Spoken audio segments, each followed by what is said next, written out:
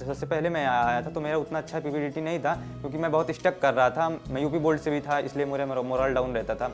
तो लेकिन सर ने कहा कि नहीं, language doesn't matters, what is the quality and OLQ you have. तो क्वालिटी और OLQ मैटर करती है। और सर ने यहाँ बताया भी था कि अगर तुम्हें जीडी में बोलना हो तो तुम्हें उस समय का इंतजार करना है जिस समय वहाँ की पिच ऐसी हो, वो थोड़ी लो हो और आप उसको अपना वैल्यूएबल पॉइंट्स दे सके। स्क्रीनिंग के रिजल्ट के मैं लगभग मैंने जितनी यहाँ प्रैक्टिस कर ली थी, इतनी मतलब लगभग 4-5 सेशन से मुझे ये हो गया था कि हाँ मेरा हो जाएगा।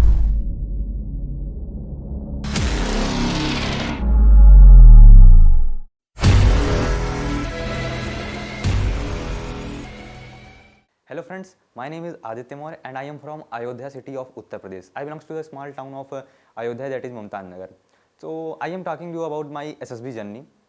So I am recommended student from AFSB Mysore of the 150 course, that is NDA 150 course. दोस्तों, मेरा 5 दिन का SSB प्रोसीजर बहुत मतलब आनंददायक रहा, मतलब बहुत मज़ेदार रहा। क्योंकि मैंने यहाँ पर उससे थोड़ा सा यहाँ पर एक्सपीरियंस ले लिया था। मैं वहाँ गया, स्क्रीनिंग के वक्त मैंने पीपीडीटी सेशन किया। पीपीडीटी सेशन यहाँ जैसे मैंने 4-5 कर लिया था। सबसे पहले मैं आया था तो मेरा उतना अच्छा पीपीडीटी नहीं था क्योंकि मैं बहुत स्टक कर रहा था। मैं यूपी बोर्ड से भी था, इसलिए मेरा मोरल डाउन रहता था।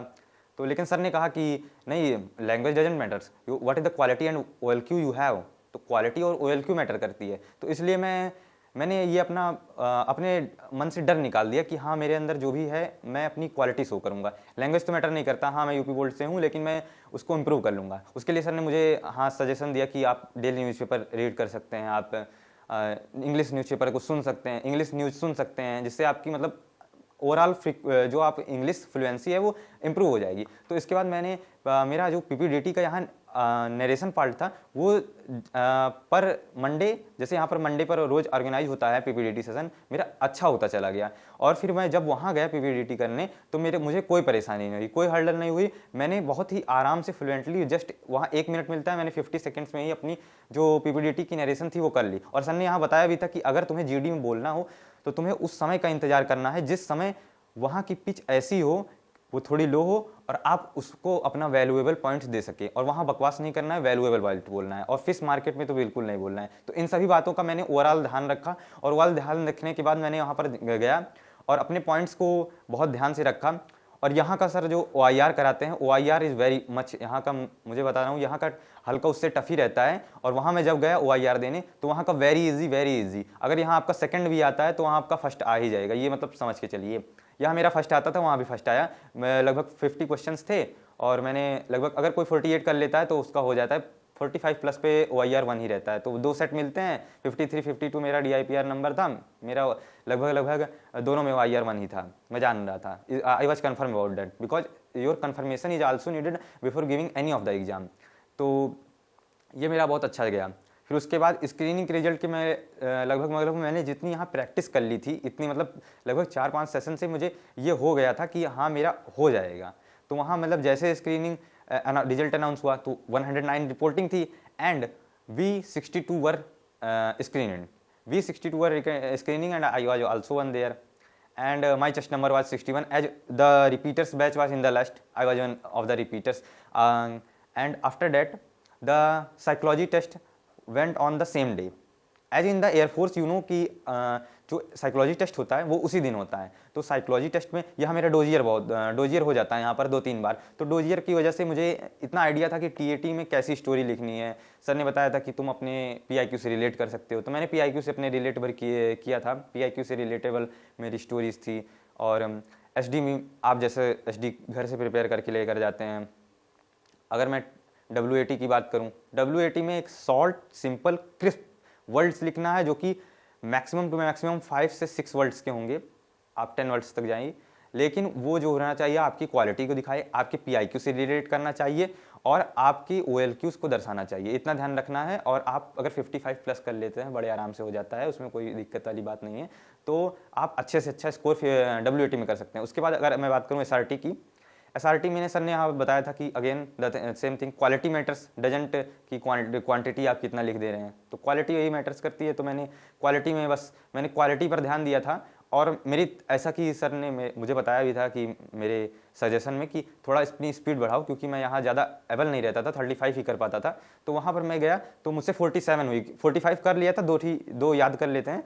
2 याद करने के बाद उसको जैसे वो बुकलेट जमा हो जाती है, मैंने 2 लिख दिया, तो 47 ओवरऑल हो गई। तो SRT भी अच्छा हो गया, WAT भी अच्छा हो गया, टैट भी अच्छा हो गया। उसके बाद अगर मैं बात करूं SD की, तो SD सब जैसे घर से प्रिपेयर करके ले जाते हैं, और सर ने बताया भी था कि अगर SD में तुम्हें कुछ लिखना है तो वो अपने तुम्हारी PIQ से रिलेट होना चाहिए। तो मैं SD ऐसे लिखा कि जो मुझे PIQ से रिलेट कर जाए, PIQ से रिलेटेबल, क्वालिटी और all the things which have been told by the CC sir. And अगर अगर मैं नेक्स्ट स्टेप पर बढ़ूँ तो IO, जो कि आपका दूसरे दिन या तीसरे दिन शेड्यूल हो ही जाएगा, क्योंकि आप फ्रेशर नहीं या रिपीटर, कुछ भी मतलब मैटर नहीं करता है, दूसरे दिन या तीसरे दिन वो शेड्यूल रहता है आपका। तो इंटरव्यू जस्ट वाज रिप्लाई का ऑफ डेट वन। यहाँ सर जो मेरे सर के साथ, CC सर के साथ जो इंटरव्यू हुआ था और कर्नल शर्मा सर के साथ, तो लगभग मतलब वैसा ही जा रहा था कि उससे मतलब कुछ बाहर का नहीं, जैसा यहाँ पूछा गया था और उससे मतलब लगभग 7-8 क्वेश्चन तो एकदम वही थे, जो रिपीटिशन एकदम जो यहाँ पर पूछे गए थे वही उठाकर पूछ लिए थे। तो उससे मैं और थोड़ा कॉन्फिडेंट हो गया कि हाँ, जो भी जा रहा है इंटरव्यू मेरा अच्छे दिशा में जा रहा है। और जैसे जैसे सर ने बताया था कि तुम्हारे PIQ से है, तुम्हें अपनी सारी क्वालिटीज़, मतलब ऐसे नहीं है कि डायरेक्ट क्वालिटीज़ बता देना है कि I was a very convincing skill person, उसको अच्छे से बताना है कि मैं अपनी बहन को अच्छे से समझा लेता हूँ मैथ में, ऑलवेज मतलब किसी भी जिसको प्रॉब्लम होती है, तो मेरी यहाँ से पता चल गया कि कन्विंसिंग स्किल अच्छी है। इसी प्रकार मुझे मतलब मैं बता दे रहा था, और जस्ट अगर आप भी जाएंगे तो आपकी वो जो भी होगा वो PIQ से रिलेटेड रहेगा। और यहाँ पर सर ने बताया था कि हाँ, अपनी मिलिट्री अवेयरनेस पर भी वर्क कर लो। मिलिट्री अवेयरनेस पर मैंने वर्क किया था, तो जैसे सर ने पूछा था वहाँ पर तुम्हारे कमरे का नाम क्या है, मेरा कमरे का नाम IL-76 गजराज था। तो उसके बारे में मुझसे पूछा गया कि क्या है कमरे के बारे में बताओ, उसकी क्वालिटीज़ बताओ, मतलब वो कैसा एयरक्राफ्ट है। तो मैंने बता दिया, मैंने पढ़ा था कि हाँ, IL-76 Gajraj is a transport aircraft and it has the capacity of 225 passengers and 40 tons also and it is an of an Russian origin। मतलब जो भी आता था मैंने उसको बता दिया। तो यहाँ से मुझे मतलब मेरा मिलिट्री अवेयरनेस तो ठीक ही था। PIQ में बस वही जो यहाँ पर हुआ था उसना रिप्लाई का जा रहा था। मैंने अपना अच्छा PIQ तैयार किया था, जैसे सर ने कहा था कि तुम अपनी PIQ से खुद क्वेश्चन निकालो, उसको समझो, और वहाँ पर सर ने भी ले लिया था। जैसे मेरा यहाँ पर 2-3 इंटरव्यू हो गया था, तो उससे मुझे वहाँ पर जाकर कोई परेशानी नहीं हुई, इंटरव्यू भी अच्छा हो गया। तो अगर आप देखेंगे ध्यान से, अगर अलग अलग से सब पार्ट अच्छा चला जा रहा है, जैसे आपका साइकोलॉजी अच्छा गया, इंटरव्यू अच्छा गया, अब GTO अच्छा चला गया, अगर आप तीनों में लगभग रिकमेंडेड हैं, किसी में डाउटफुल भी हैं, तभी आप रिकमेंड हो जाएंगे। ठीक, तो मैं अगर फर्दर टास्क की ओर बढ़ूँ तो GTO में सबसे पहला आप जानते हैं GDGP होता है। यहाँ पर GDGP बहुत सारे हो जाते हैं, और आप एक अपने तरफ से भी इनिशिएटिव लेकर अपना टेलीग्राम जो ग्रुप दोस्तों के साथ ज्वाइन कर सकते हैं। कि आप अगर आप टेलीग्राम ग्रुप ज्वाइन कर लेंगे अपने दोस्तों के साथ, जो भी कलीग्स हैं उनके साथ अगर आप करेंगे, अगर GD और GP अपने दोस्तों के साथ, तो ये आपके लिए और मोर बेनिफिशियल होगा, क्योंकि आपको तो इनिशिएटिव लेना ही पड़ेगा। तो आप यहाँ भी मेहनत करेंगे, वहाँ भी करेंगे। यहाँ का 21 डेज प्रोग्राम ने मुझे बहुत हेल्प किया, क्योंकि वहाँ पर जो भी GD और GP थे, यहाँ के जो एक GD यहाँ पर कराया गया था, एकदम सेम GD का वहाँ पर आ गया। जैसे था एक स्पोर्ट्स से रिलेटेड था कि एक why in India the youth are not participating in the other games such as we are only participating in the cricket, not participating too much in the football and other games। so इस पर GD थी, तो ये मेरी अच्छी गई, यहाँ पर हुआ था एक बार, तो GD भी अच्छी गई। GP हमने यहाँ पर 3-4 बार प्रैक्टिस कर लिए थे। GD GP वेरी मतलब गुड रहता था, हमने बताया अभी लॉजिकल पॉइंट दिया, GD GP हो गया।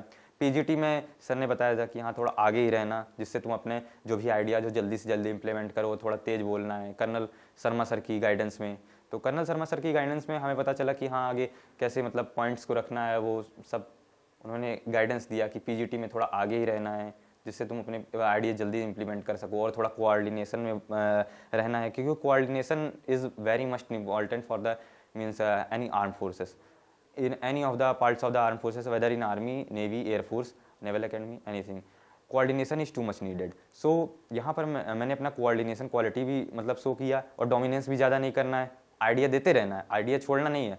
फिर ऐसे मेरा PGT HGT भी गया। GOR very much easy task, इन यहाँ पर GOR मेरे 2-3 हो गए थे। तो GOR में बस वही रहता है, आपका कोऑर्डिनेशन देखा जाता है, आप ग्रुप के साथ कितने अच्छे से कंबाइन होकर सारे GOR को कंप्लीट कर दे रहे हैं, तो ये मेन इंपॉर्टेंट है। तो आप वहाँ पर GOR में मतलब बहुत सरल GOR रहता है, GOR में कुछ करना नहीं रहता है, बस ग्रुप के साथ कोऑर्डिनेशन बनाकर यहाँ के जो GOR थे एकदम सेम टू सेम वहाँ के GOR थे।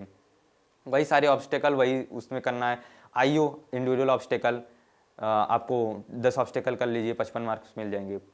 तो यहाँ के जैसे थे एकदम, यहाँ के थोड़ा मतलब कठिन भी थे, लेकिन वहाँ पर मैं जब गया तो वहाँ पर बहुत इजी रहते हैं। वहाँ पर मतलब अगर आप यहाँ कर लेंगे तो वहाँ पर कोई परेशानी नहीं होगी। यहाँ पर मतलब ये यहाँ पर जैसा आप जानते हैं कि ग्राउंड तो बड़ा है ही, तो यहाँ पर सारे ऑब्स्टेकल मौजूद थे। तो और डिफरेंट डिफरेंट टाइप्स के भी थे, आर्मी बोल्ट्स के भी थे, एयरफोर्स बोल्ट के भी थे, तो मुझे परेशानी नहीं हुई। और सर मोटिवेट भी करते रहते थे कि जहाँ तुम्हारी गलतियाँ हैं उसको सुधारो। तो ऐसे मेरा मतलब कहीं परेशानी नहीं हुई। आईओ मैंने अच्छे से अच्छा कर ही लिया, और क्योंकि यहाँ से सिमिलर थे। फिर आईओ के बाद मेरा लास्ट तक जो होता है आप जानते हैं एफजीटी होता है, लेक्चरेट होता है। कभी कभी ये सीक्वेंस जो है वो चेंज भी हो जाता है कि कभी लेक्चरेट पहले करा दिए जीटीओ ने, कभी उसको आईओ बाद में करा दिए, तो ये सीक्वेंस डजेंट मैटर्स। तो लेक्चरेट में यहाँ के मतलब मटेरियल मिलते ही थे, इंडो पाक रिलेशन वो लेक्चरेट मिलते ही हैं। तो कभी कभी इंडो पाक रिलेशंस एक टॉपिक हो जाता है, नैनो टेक्नोलॉजी मेरे में था, और फार्म बिल और एनिमेशन। मैंने फार्म बिल को बोला था क्योंकि मुझे फार्म बिल के बारे में मतलब मालूम भी था थोड़ा, मैं न्यूज़पेपर रीडिंग करता था, तो उससे मुझे परेशानी नहीं हुई। फार्म बिल में बोलने में ज़्यादा परेशानी नहीं हुई। मैंने बस जस्ट अपना जितना मतलब जानता था पहले इनिशिएटिव जस्ट आपको ऐसे लेना है कि हाँ friends, the topic chosen I have chosen is this one, and I starting from my topic the my farm bill is implemented in India in 2020 and it has three laws। तो यहाँ से आपको स्टार्ट करना है ऐसे इसी प्रकार, तो ये आपका बहुत अच्छे से हो जाएगा। एफजीटी में भी कुछ नहीं रहता है, वहाँ तक आप जीटीओ की पूरी रिपोर्ट तैयार हो जाती है। एफजीटी में बस फाइनल ग्रुप टास्क रहता है, बस वो जस्ट कंफर्म करता रहता है, उसमें भी कुछ बचता नहीं है। वो आपने जितना ओवरऑल परफॉर्मेंस शुरुआत में दे दिया है वही में इंपॉर्टेंट होता है, और मेरा बहुत अच्छा भी गया था आगे का 4-5, और इसीलिए मुझे सीटी कमांड टास्क भी अच्छा मिला था। जिसका कमांड टास्क थोड़ा कठिन रहता है उसके बहुत ज़्यादा हाई चांसेस रहते हैं रिकमेंडेशन के। तो मेरा सीटी मुझे थोड़ा कठिन दिया भी गया था क्योंकि मेरा जीटीओ अच्छा भी गया था। तो इसको आपको ध्यान देना है कि आगे के 4-5 टास्क अच्छे जाएं, क्योंकि आप उसी से पहला इंप्रेशन दे देंगे अपने जीटीओ के ऊपर। तो इसलिए मेरा जीटीओ भी अच्छा गया। तो मेरा ओवरऑल जो 3 टास्क थे, जैसे साइकोलॉजिस्ट अलग, इंटरव्यू अलग, जीटीओ अलग, तो तीनों अलग अलग करके मेरा बहुत अच्छा गया था तीनों। मतलब अगर मैं यूनिफॉर्मली अलग अलग करके सेपरेटली बात करूं तो तीनों अच्छा गया था। और यहाँ की गाइडेंस भी थी साइकोलॉजी टेस्ट सर की वजह से, सीसी सर की वजह से, कर्नल शर्मा सर की वजह से, जीडी और आईओ यहाँ पर मैंने सर दोनों सर से दे दिया था, तो इसलिए मुझे बहुत परेशानी नहीं हुई। फिर उसके बाद कॉन्फ्रेंस वही होता है, कॉन्फ्रेंस में कुछ होता नहीं है, बस वही आपके पूछते हैं how was your stay, it was fine और नॉट, एनी प्रॉब्लम और any suggestion you have you can give. तो फिर बहुत ईजी होता है। मुझसे कॉन्फ्रेंस में पूछा गया था कि from where do you get motivated to join the arm forces, तो मैंने ये कहा कि I get self motivated to join the arm forces. तो उन्होंने कहा नहीं कुछ और बताओ, मतलब सही से बताओ, मुझे ये नहीं आंसर चाहिए। तो मैंने कहा कि वही कि हाँ मेरे सीनियर आए थे, तो मेरे सीनियर्स ने क्लियर किया था इसको एनडीए, तो मुझसे वहाँ मोटिवेटेड मिला। और मैंने एनसीसी भी की थी, तो मैंने वहाँ एक और पॉइंट अपना ऐड किया कि मैंने एनसीसी भी की थी, इसीलिए मैंने एनसीसी की और मैं अभी कर भी रहा हूँ एनसीसी। तो इससे मेरा जो पॉइंट्स था वो बहुत ज़्यादा मजबूत हो गया। तो फिर उन्होंने कहा ठीक है, ओके थैंक्स यू आदित्य, मैं गो नाउ। फिर उसके बाद जब आप जाएंगे वहीं हॉल में बैठेंगे, वहाँ एयरफोर्स में आपका हॉल रहता है, वहाँ पर सबको बैठा देंगे।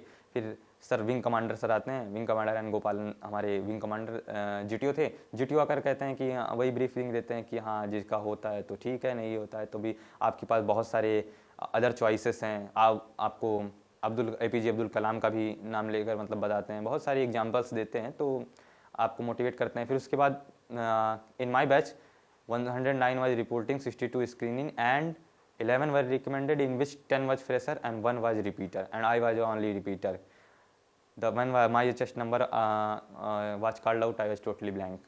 मीन्स वो खुशी जो मिलती है बहुत अच्छी रहती है, क्योंकि आप मतलब आप जितना मेहनत कर देते हैं। और मैं एक बार कॉन्फ्रेंस आउट हो चुका था, तो मुझे मतलब जो मैंने गलती की, जो मुझे मतलब उससे सुधारने में मौका, मतलब जो सुधारने में मेहनत लगी, सब मतलब ये लगता है हाँ मेरी कामयाब हो गई, तो बहुत अच्छा मोमेंट रहता है। तो जैसे ही मुझे फ़ोन मिला तो सब कहते हैं, फिर मैंने सबसे पहले शिशिर सर को फ़ोन किया, बताया कि हाँ शिशिर सर मेरा हो गया है। मतलब मैंने बहुत थैंक्स किया कि हाँ सर मतलब गाइडेंस अच्छी थी आपकी, और मतलब बहुत इजी रहा यहाँ का जो भी था, और बहुत मज़ा भी आया।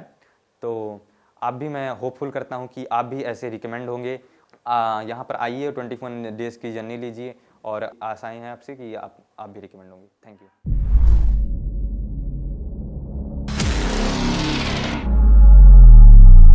जन्म तेरा अनमोल रे, माटी में ना रो रे, अब जो मिला है फिर ना मिलेगा, कभी नहीं कभी नहीं कभी नहीं रे।